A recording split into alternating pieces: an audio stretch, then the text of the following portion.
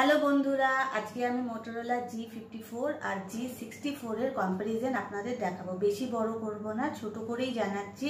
G54 এর আমি unboxing আপনাদের দেখিয়েছি, আমি G64টাও নিলাম। G54 এর যা ডিসপ্লে সাইজ, মোটরোলা G64 এরও সেম ডিসপ্লে সাইজ। এর মধ্যে যা কিছু ফিচার্স আছে এর মধ্যেও তাই আছে। এটা শুধু র্যামটা অনেক বেশি, এটার থেকে এর র্যাম হলো 12 GB।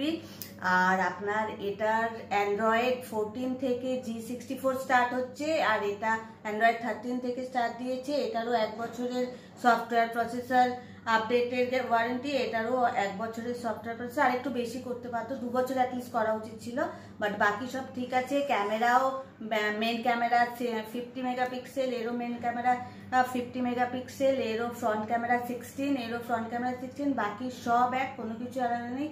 প্রাইসের ডিফারেন্স 2000 এর মতো দুটোর মধ্যে।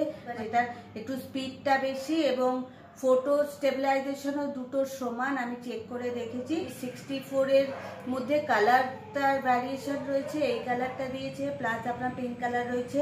এটার মধ্যে শুধু ব্লু ব্ল্যাক আর এই টেন্ট গ্রিনটাই পাওয়া যাবে।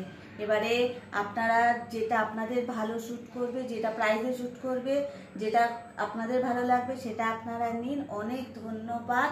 এখানে শেষে please do share, like, subscribe and comment. Thank you.